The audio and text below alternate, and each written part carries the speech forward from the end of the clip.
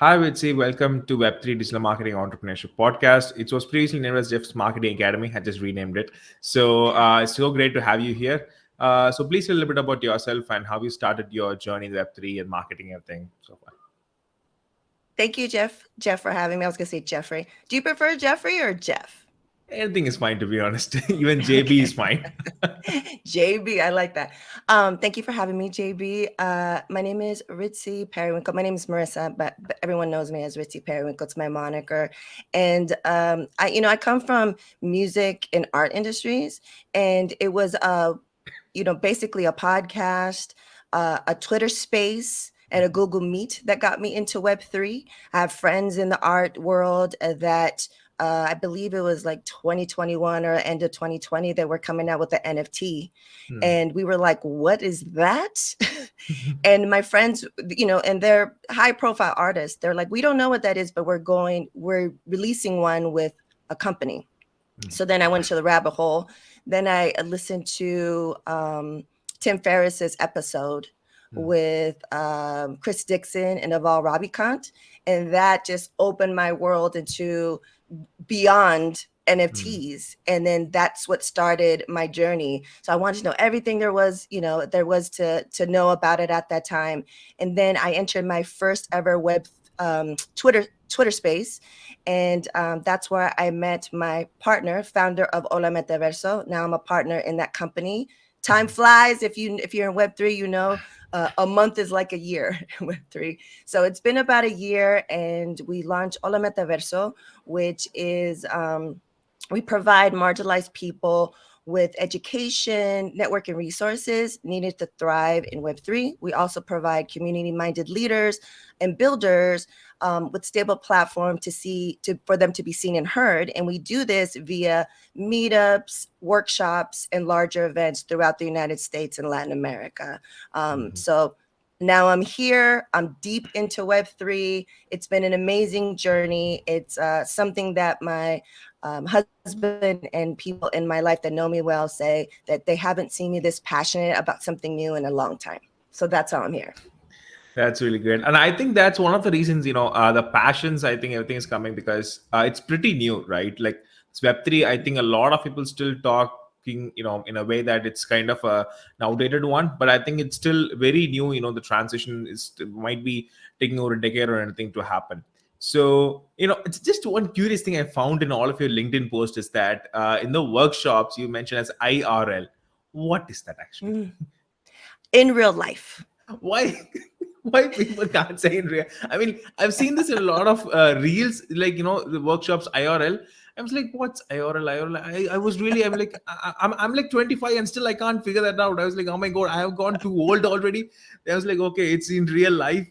Wow. But is this a term that recently coined in like these years, or is it like happening all the time? It's been around for a while, but I think what I've learned and I had to learn quickly is that, Web3 has its own vocabulary. I'd enter spaces or I'd see, articles or, watch it, listen to podcasts, read articles and stuff. And it would be like, what are these terms?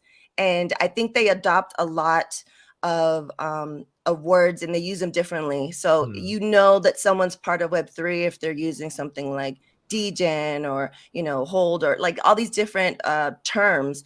And one of my associates who is the founder of Learn, they just put together and released a Web3 vocabulary link, and it has like over 120 terms. So yeah, I would never say IRL pre Web3. Like I'm not that person. LOL, never use it. Still don't. But IRL, it's like all the time. And Jeff, one thing that's also interesting that I found is that we're in Web3, super tech forward, the next iteration of the internet. But I've been meeting with people IRL in real life so much more than in the other industries in the past couple of years. And I'm talking about pre-COVID. Hmm. Where there's a lot of connection online, like immediate. You really connect with people, but there's a lot more opportunities for in real life building. And I think it takes it to another level, just like in any business, you're networking. It's like going to, the old school method, especially here in the States. It's like, the old boys club of, Yeah. going golfing or something like that. So I love that the in real life component of it. It kind of strengthens, the networking and connections. So the people who come to your networking and everything, so what kind of people are they actually? Like they are someone who is trying to enter into this Web3, or they are someone who is a coding, geek, or how does people, who are all the types of people that actually enter into your community? So we got all kinds. We have someone that has no idea, that is not very tech savvy. We have those that are beginning their journey. We also really try. I mean, there's, especially for marginalized communities here in the States, especially Black and Brown communities. There's this the beginning of barrier to entry of just access to internet, to a computer, to tablet. So, we try to provide opportunities for that. But we have everyone from beginners to intermediate, because if you're in the intermediate phase, I mean, there's so much to learn and it's always evolving. And I think that's what's also exciting. I love data. I love learning. I'm always saying I'm a, forever student until the day that I take my last breath. So I feel like it's a spectrum of people, and we just really want to provide access because, I think Latin America, the numbers are in that, early adopters of this, even on a national level, on the government level. So I think it's going to be part of all of our lives, just like Yeah. the internet is in different ways, whether you're someone that wants to know the real terms and want to dig deep and do all the apps and be super tech savvy, or you just want to be someone that, eventually got into social media because Facebook, aka Meta, made it easy. Yeah. There's that spectrum of people. So we have them all that come to our events. That's really interesting because I'm also like trying to start this in the Web3 space, but I'm actually working in a blockchain company, so I know the basics and Okay. everything, how the workings and all going. But the interesting part that made me is the metaverse, because I may not be a big believer of the or what is it, tech adaption, but I really love the ideology of Facebook and all those things, because they had a vision. I mean, a lot of issues came in the way, regarding the data and all that, but still I think a vision that Mark or all their success had is kind of pretty great. So that's why I kind of wanted to explore all the metaverse things. And the more I explore, it's like it's kind of a mind down there, because in every blog I can see that metaverse is basically right now just for the entertainment purposes. I mean, now other things being explored by a lot of companies, but I think from you were in the entertainment field before, right? So you were like working with a lot of people in that space. So how do you think that that would evolve, like metaverse? Like, is it, I mean, will it take like a decade or two to make that transition from an entertainment sector to actual applications, like how NFTs were? So how do you think that will come? So already, I think because I've been in the space for over a year, a little bit over a year now, and the type of events that we have, and we want to showcase all different types of creators and creatives, I've been able to see that there's moves being made in the entertainment side, as far as like music, film, Yeah. fashion, and beyond. I've seen there's this guy that we had at one of our larger events in Bogota, Colombia. His name is Spotty Wi-Fi. He is known as the best and only crypto punk rapper, and he's been able to change the way artists, especially musicians, get funds for their work. And I think it's really shaking up the entire industry because, Yeah. The example that I give is any creative is, let's say, an artist, right? Say Jeff, you're a painter and you created this amazing, gorgeous painting, and you sold it. You're showcasing at a gallery, and the price is 1,000. Well, you may or may not know that the gallery gets 50%, sometimes 60%, right? Mhm. So to make it simple, let's say 50%, right? So you got 50%, so you got 1,000. The gallery gets 1,000. The person that bought that lucky person that bought your painting, your star's on the rise, Jeff, JB, and then they sell it. They make a profit. You as an artist didn't see any of that. The gallery didn't see any of that. But Mhm. say you take your art and you make it into an NFT. You take your song, you make it into an NFT. You write it, you get the proceeds from that. So then say I buy your NFT of that, Mhm. of that print that you made a print of, right? You made an NFT of. So you get that money, then Mhm. I sell it, and whatever's written on the contract, whatever's written on the blockchain that says from now until the end of time, perpetuity, you're going to get 10% of those sales, Mhm. right? So I get it for a certain amount. Then, ETH is up, your star is up. So then I can double that money. You get that money. Mhm. So there's you cut out the middle person. And I think the money goes directly to the creator. And I feel that allows the creator to do what they do best. It is to create their artwork. We have, we made contact and we had him also at that conference. Nello, he's an Emmy nominated director and producer. And so now he's doing his stuff. Via NFTs, you can buy a certain level NFT and be marked as a producer, a Mhm. helper, a supporter. And so get all the money that way. You put it out, and there's all these different type of perks from helping out creators. They call it on the other side utility. Like your NFT that you buy provides utility, so that means it gives you these, types of perks, if you will, from purchasing that. So I think it's already here. It's already starting. That these early adopters that are utilizing this technology are at the forefront, and I feel like larger companies are just going to, try to hire them or copy them and use that as their business model. Got it. Just one point I'm really curious. I think a lot of people will definitely have this doubt is that as a podcast, even for myself, let's say that I want to use an NFT to, let's say if someone has an NFT of mine, I created an NFT and someone has that, and they will get, a podcast consultation for free or a service for free, something like that. So we know how to create it, but how much technical difficulty is actually is that, because to create a smart contract or to create an NFT and do the programming and everything, that's still a dev area, right? The developers areas and everything.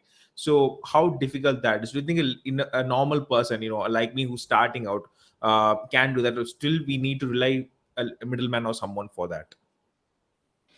Yeah, like say you're not a technical person, and you want someone to help you, write the smart contract. There's different sites and different Mhm. companies that will do it. That will do it for a small fee, and it's they're making it as easy as enter your information and click a button. I mean, there's so many people that I've seen within the last year where it was a few, and now there's even more, and they're kind of figuring out what their niche is. Like, oh, we're going to Mhm. be able to do this, but for creatives, or we're going to be able to do this for attorneys or something like that. There's Mhm. like different niches that are coming out too, or just, we can do this for whomever you are, for whatever type of project. It's, Mhm. they're trying to make it as simple as possible. And I think, your question, the main question was, how long will it take for the Yeah. universe to take its full form, to take it back to that?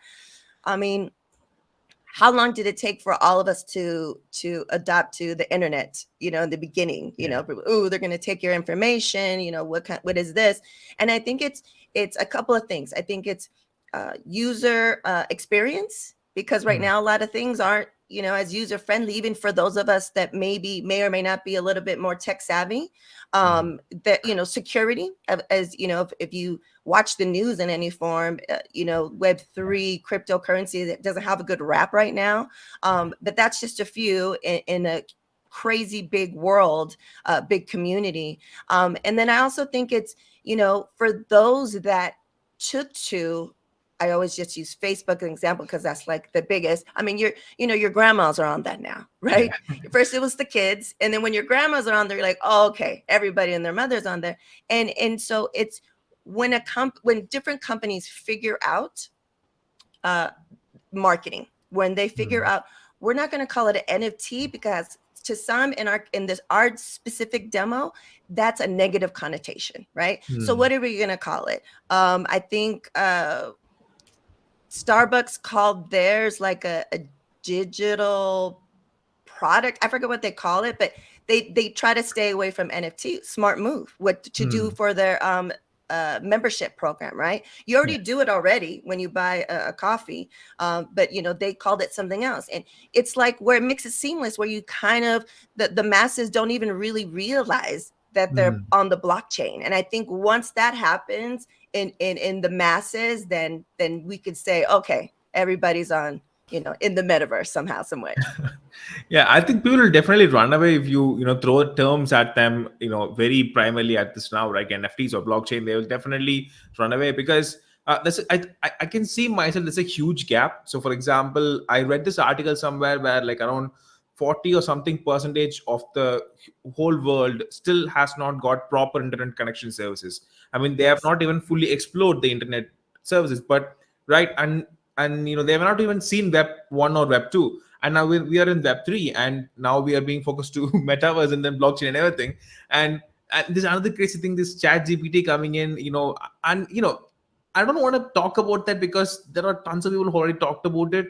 But one thing I really hated when people say a particular tech can destroy industries or disrupt industries just like that, like so quick. Because I think you have heard about Uber Eats or Zomato. I don't know whether you have heard yeah, you have heard about it. So Yes. basically these are, when they came in, they didn't just rule the market overnight, right? It took like years, and even then the hotels or everyone had the time to adapt, but they didn't believe this could disrupt. So I think that's where the thing lies in, rather than people saying, okay, in because I've seen articles saying that metaverse will fail in 2023. Of course it's going to be spending a lot of money in this. And the same website wrote another article saying why metaverse will win in 2023. I'm like, don't sit on the Fickle. fence. Yeah. So I really, I mean, what's your take? Do you think this technological disruptions and everything, people's thoughts and people who says that, I don't even know who these people, these people are saying, I mean,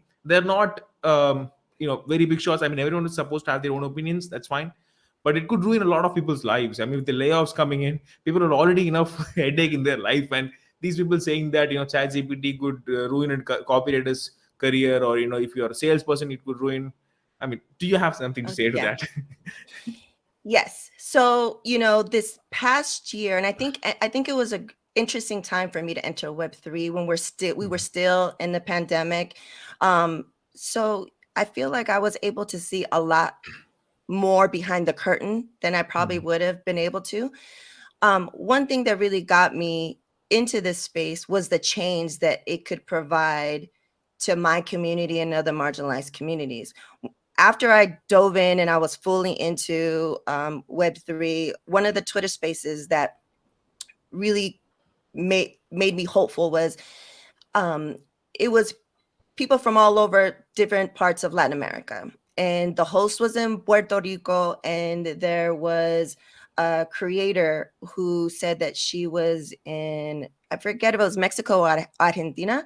And it was her with like 3 or 4 other families living in a house. It was her and her baby. It was like her brothers. It was like a big family and other families because they didn't have enough. One of her brother's friends had a I don't know, a computer that they pieced together.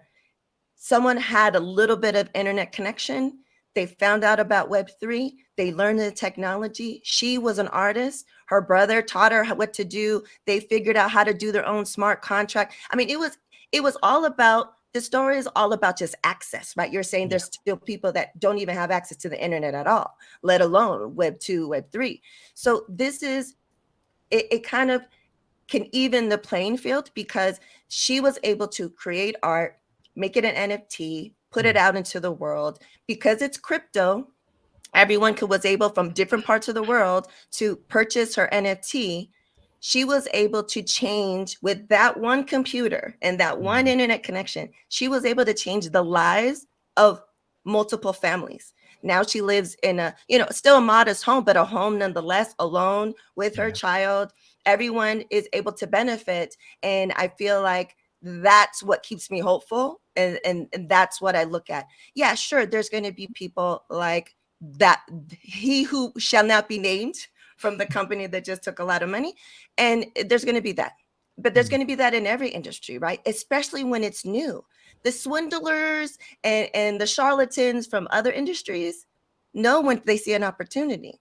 So it's about, so that's why, especially why we're doing the things that we're doing. Like this, I don't know when this is coming out, but in LA on January 28th, we're doing a digital wallet workshop. It's an all-day event where you learn hands-on. You don't just watch a YouTube video and do it and then you're done. It's, why is it like that? Why does it run like that? How does someone hack you?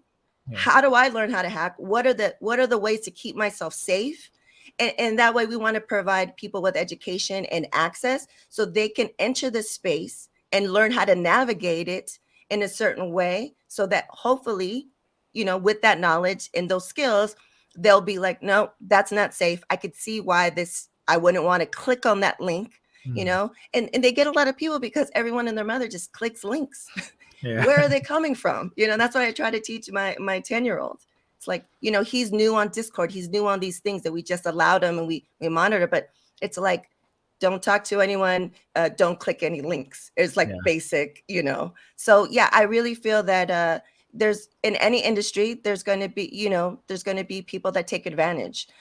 There's going to be, unfortunately, you give access and people have the right to choose if they're going to do an Uber or Uber Eats, and that's going to mess up the local, restaurant food economy. That's unfortunate, and I hate to see that. And sometimes, like you said, you don't know until they get into the Yeah. business, and then they're like, oh, let's take over all of this, and let's, Uber rides, let's not provide insurance and accountability. And it's just like, oh, okay, so it's like, what can we learn from that to move forward? So it's exciting. It could be a little dangerous, but I feel like as long as you have the knowledge and the access, and you're part of a community, and I think that's what's important, and that's, I think, what's at the core of Web3. If you get in the right spaces, is it's community. I'm not learning alone, and when, if anyone tells you they're an expert, they are wrong, because something we're talking about today in Yeah. January, might have completely changed or evolved in Yes. 3 to 6 months. Exactly. I think, one point I want to mention, that is a security thing that you mentioned. I want to log into this Coinbase and then, try to buy some crypto. I really want to do that. But in some countries, in India especially, there's a lot of things regarding the crypto, whether, to buy it or to store it. It's a lot of rules and regulations going on. And mostly I actually use some public Wi-Fi's and everything, when I'm going out and stuff. So I'm like, okay, if I'm using public Wi-Fi, I shouldn't have do this, because that's like that's do a lot of stuff. So I'm still skeptical. But I think the point you mentioned is the knowledge in the community. It really matters a lot, because everyone is, I mean, every single thing new is happening. And I think with Web3, the one cool thing I found is there's a lot of people out there to help, rather than Web2. I mean, I think since everyone is a learner these days, since technology is like fast evolving more than the Web3, which is like saturated right now, I think it's kind of giving them an eye opener. Okay, everyone is a learner, so it's good. It's good to make mistakes and then learn. So Yes. yeah. Yes, and and there's a thing that everyone's talking about, is like building in public, and Hmm. it's kind of helps with accountability. And if you're building a community, you're letting them know what you're up to. You're getting community feedback. Hmm. If you make a mistake, you should lead by example and say, well, we messed up. This is how we're going to rectify it, or this is this and that. So yeah, it is interesting, because it's so many, we are all learning. And I feel like this is a great time for a small business, a large business, to get in, because Hmm. we are all in it together from the ground up. There's some people that, of course, been in it since, I don't know, 2013 in crypto, but we're in a different place right now. And I feel like if you can get in right now, the community is learning, so they're more willing to let mistakes happen, minor mistakes, missteps, if you will. But sooner or later, everyone's going to be savvy. They're going to know things. They're going to know all the skills, and they're not going to fall for anyone's BS, whether it's a large company or small. So at that point, then when you come in, you're going to have to know so much more to get to enter. So I feel like this is a great time for I feel like all creators should get into the space. And it's been like pulling teeth trying to get my creator friends. They're just like, they don't know anything about it, Yeah. and so it's kind of hard to explain it to them in a way that makes them feel safe and confident and excited, and see how it can benefit them, where it seems like it's a lot to learn, a lot to take in, a lot to do. And I think once different companies figure that out, because you talk about marketing on your podcast, and I think this is where the best marketers for certain companies like Starbucks, they're the ones that are going to help their companies win, Yeah. and get into this space, because they're going to be like, okay, this scares them, they don't, our target doesn't like this. What makes it easy for them? How do we name it? What are the processes to make it a seamless entry into the space, where maybe they don't even know it, they don't even feel it, Yeah. so I think marketing is going to be the key to getting, like you said, the metaverse to be full blown and widely adopted. Understood. And just to add to that one point, I think one newsletter I found is that Social Media Examiner. So this guys, what they did was they actually released this newsletter called Jump News, and where we can mint an NFT, and then it is automatically subscribed, and we will receive news about metaverse and everything. So I think that's the first time I saw someone putting an NFT, for newsletter subscription. I think it was pretty new for me. I think for me at least is the first time. Have you seen anything like this before? People putting NFTs as newsletters? I have just recently, though, like maybe within the last month, and I forgot who it Wow. was for, but it was someone with a significant social media following. Mm. They're considered like a leader in the space, I remember. And I was like, okay, that there's so many free newsletters, free podcasts to listen to that provide information on a daily, weekly basis, and they, that they're trusted, and they keep up to date, and they stay pretty neutral. Mm. So you can get all sides, because as in any industry, it's a spectrum, and you can get some hardcore and Yeah. different people with different beliefs that want to attack certain things in certain ways.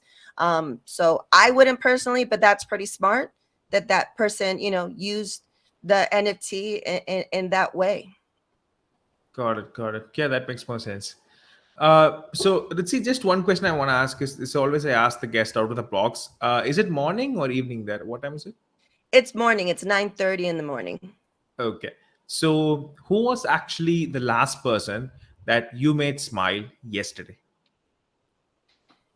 Oh, that's super easy. That is my 10-year-old son. We call him the supernatural bear, because I put together the 3D printer that he got for Christmas. Wow, that's awesome. So I made him smile. He's super excited, and I'm excited too, because I nerd out on stuff like that, and he's going to be making printing things for his custom transformers. And my first test is to come to print this. What I saw on one of the 3D printing websites is a holder for Uno cards. The Uno Yeah. game. It holds them and it just clicks in. The design is amazing. So I'm excited for that. So yes, I made him smile with the 3D printer building. Awesome. That's great. So this another question is, I mean, I don't usually ask this, but from your accent and everything I saw, do you speak Spanish? See. Ah, okay. Because when you were speaking like Argentina, you were speaking in that particular word like Argentina, something you were saying. I was like, interesting. I think she speaks Spanish. So it was. Yeah, yeah. And I realized too that I think I said Mexico regular and then Argentina. It's just because I go in and out. It's funny. So yeah, I do. Interesting. Because one of the reasons I really like Spanish is that, I mean, I've been wanting to learn that for a really long time, but there's a series called Mind Your Language. It's a very Mm. old English series. So in that, there'll be a guy called Juan Cervantes. He speaks Spanish like really well, and it's in a funny way. So I really love that language. Por favor and everything. Like, yeah, that's one of the only few words I know. So yeah, that's why I want to ask. Nice. Great. So cool. So let's see. Before going to the final section, just two things I want to ask is. So we've been talking about Web3 community a lot and how people can be really useful. It would be great if you could brief on how you build this community, and what if someone wants to build a community in the Web3 in their own city or state. What would be your suggestions? So, for a company or an individual and they want to get into this space, I say you have to go where the people are, right? And currently, it's mostly Twitter until it's not, right? Because a lot of Right. things are happening over there. And then, there's Discord, which I'm not a huge fan of. I'm a huge fan of companies or projects that use it in a nice way, that have great moderators and stuff. There's Telegram. A lot of people use Telegram as well, which is like the WhatsApp. It's like Yeah. a newer WhatsApp. And it's about, I think it's connecting yourself with people that are in the spaces that you want to be in. Web3 encompasses so many different things. So I feel like if you're a creator, follow other creators in the space. A great thing that I've experienced this entire time is that people's DMs, a way to contact them without really knowing them, are really open, and they're really about helping, because I think we all understand that this is only going to grow and get better with the more people are in it. Community Yeah. collaboration, I feel like community collaboration are the two main factors to grow in this space. I also feel like there's, like I said, a lot of different newsletters, a lot of different podcasts. And also, I just want to put it out there, if anyone wants to reach out to me, I have, you say, oh, I really want to get into fashion, I have people I can connect you with, music, whatever. I'm here as a source.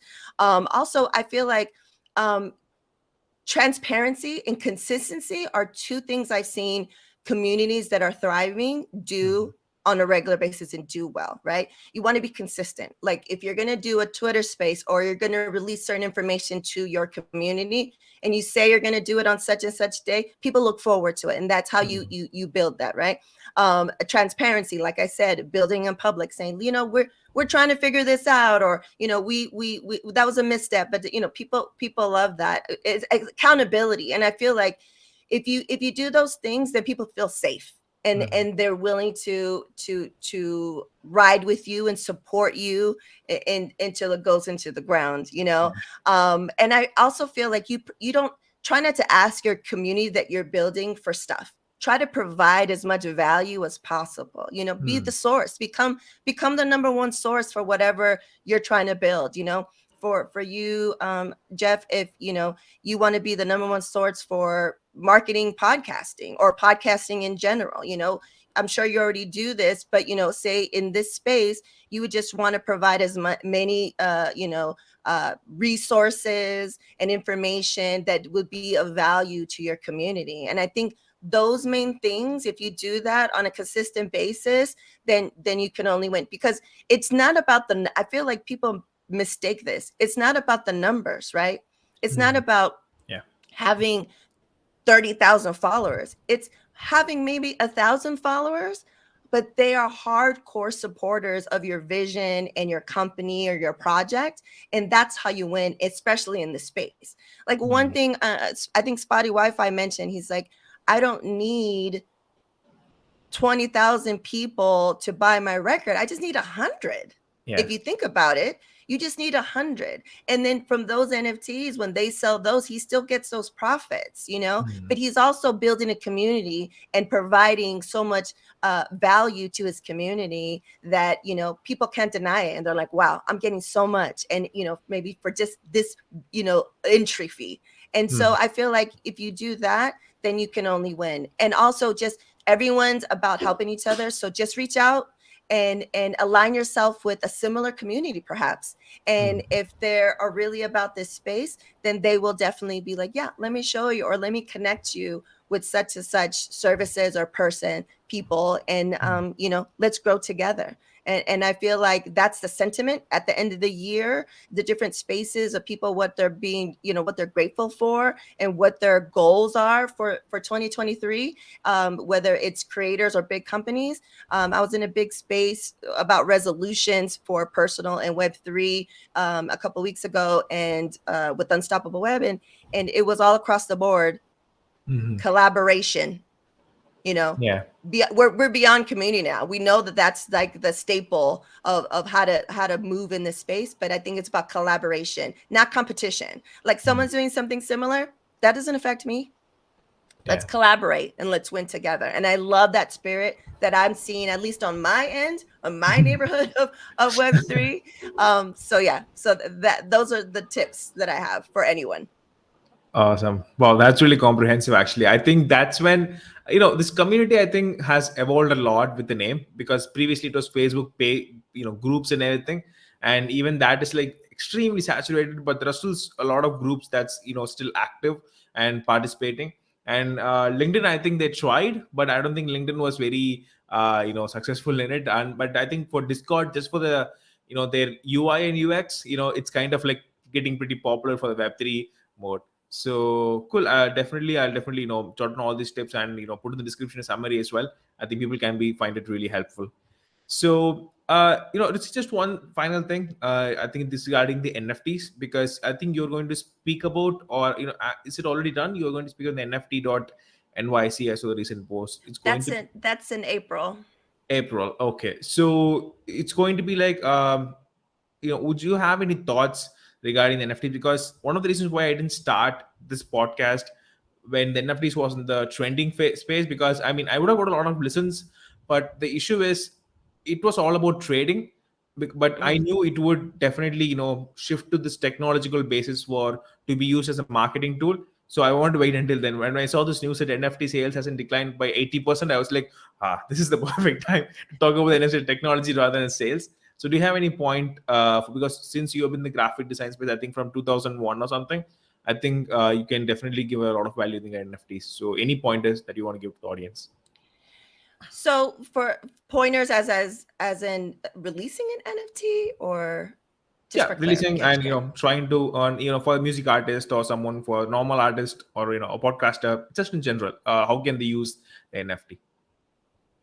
Got it. Okay. So there's different ways you can use an NFT. As for the creators, it's pretty straightforward. There are creators that are using it in unique ways, as far as like music or art, and also you don't have to provide utility as an artist, as a what is called a one-on-one artist, where you're not doing a huge collection and you're just kind of releasing art as you come out. Your utility, it just comes with, they bought an amazing piece of art, and Yeah. that could be it. So there doesn't need to be that stress or that pressure to do something like that. But for, say, small companies, you want to release an NFT, you can use Starbucks as a model, as a membership, right? You want people to use your product, your service more often, and they get a reward, by being using it for the 10th time or something like that. You can use that. A unique way to use NFTs came with, we were going to do a small conference, Hola Metaverso conference in Puerto Rico, Ponce, Puerto Rico, but then Hurricane Fiona happened, right? So one of our advisory board members, Elizabeth, she's a Web3 attorney. Her mother runs this amazing Montessori school for grade age children in Ponce. They were very impacted by the hurricane. And so another one of our community leaders, who is a developer, got together, like, who are the, when tragedy happens, especially because it's via internet, we don't know who are the trusted sources to give our money to that will Yeah. directly go to the people in need. And so they were asking these questions, and it was a trusted source because it was a school in a town, in an area that she grew up in. And then here is this developer that was asking, how can I help? What can I do? They joined forces and they created an NFT project. Not only is the NFT went directly to the kids, it was a beautiful thing. The kids had no electricity. So the NFT was artwork that was created by these 4, 5, 6, 7, 8-year-old children that were affected by the hurricane. And it depicted their actual feelings. And then those were made into NFTs. And it was like maybe the equivalent at the time to $5. You could, for those who wanted to donate and are, don't have a wallet and, didn't understand, there was a link to donate directly. But if you were part of Web3, connect your wallet. It was safe. It was from a trusted source. And then that money went directly to those students and to that community. And then also it was a learning opportunity because Elizabeth, the Web3 attorney who had never done anything like this, was looking at the back end setup, learned how to do that. She taught the children, they saw their physical artwork be turned into an NFT, how that went out to the people, how the money went back. They saw the entire system in real world use.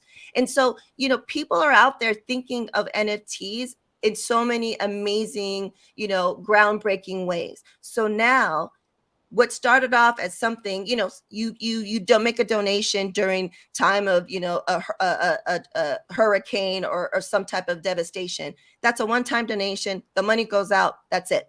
Well, now because of Web3, this community has ongoing money, ongoing education, ongoing streams of income, knowledge because of Web3 technology. And those types of things, Jeff, are what keeps me hopeful and passionate about the Web3 space. So there's so many different ways that you could use the NFT. And, it's going to take innovators and creatives that are coming to this space. And it's just like, let's not just take what we do on a regular basis, business wise or creative wise in Web2 and just apply it here. It's like, what are innovative ways? We got connected with, hopefully we're going to be doing an event there and I'll say it right, Mexico this year, later on this year. And it's a farm. It's a farm that they use Web3 technology. They do regenerative agriculture and they use it for traceability and distribution. So Web3 technology, can also be used for, the supply chain and could change that. And there's different uses, but NFTs are here to stay, whether they're called digital collectibles or they're called something else. There's all these different ways they can be used. If your idea is something that you're like, oh, I wasn't able to do that in Web 2, well, maybe you can do it in Web 3. And there's a community out there waiting for you to help you and support you. Wow, that's pretty awesome. And I think I really saw a lot of NFTs, for charities and a lot of other use cases. And I think this is a pretty good example of how, NFTs are being used. And so guys, whoever is listening, if you still haven't started, go and test it out. I mean, I don't think, minting, there are a lot of free minting platforms available as well. So I don't think it would cost you much, to mint an NFT. So yeah, that would be great. So Ritzy, thanks again, for being on the show. It's been so awesome. And if people were to find you, to contact you, what would be the best places? It would be really helpful to hear that. You can reach out anywhere on holametaverso.io. I'm on Twitter at RITZY_P. So at Ritzy_P. My DMs are open. You can reach me there. And I'm at Ritzy P on all social media. Awesome. That's great. So guys, I definitely link everything in the description so you can go and definitely check them out. And let's see, right now, table's turn. Is there anything else that you want to ask me? Yes. How long have you been in Web3? You said you work for a blockchain company, and what excites you about Web3?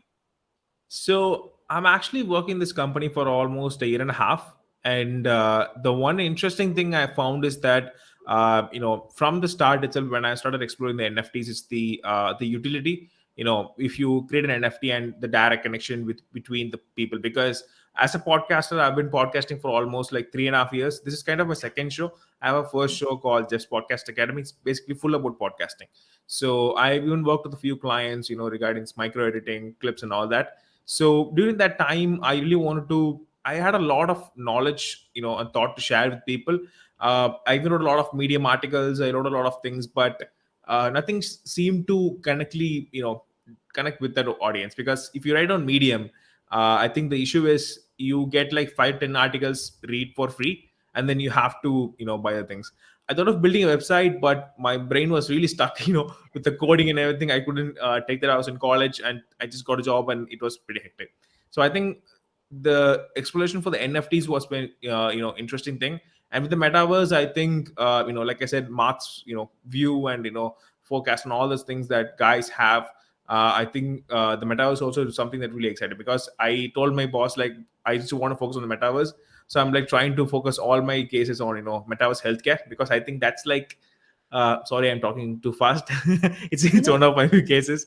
So yeah, the metaverse healthcare has been a really interesting case for me. A lot of things are happening. People using VR headsets to reduce pain. I mean, how's that working? So it's kind of intriguing. I'm learning that how it's working and all. So yeah, that's what's pretty exciting. And it's a year and a half, and I don't know. I'm like finding new technologies every single day. I started with the thinking about blockchain and ended up in metaverse. Who knows what I'm going to do next? So I think it's pretty interesting to learn that. Yeah.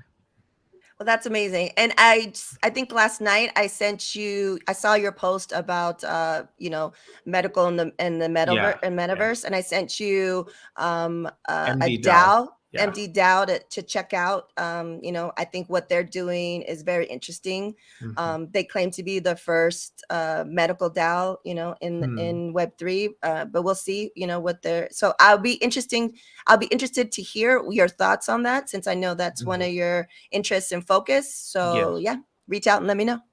Definitely, definitely. I should check their LinkedIn. I'll definitely reach out to any one of the people and then definitely give them some. Yeah. Awesome. Well, thank you so much, Jeff, for having me. It's been awesome, and I'm here as well for you or anyone else to continue to build in this amazing space. Awesome. So, guys, thanks so much for listening. And like I said, everything is description, so you can reach out to her. And I'll see you guys in the next episode.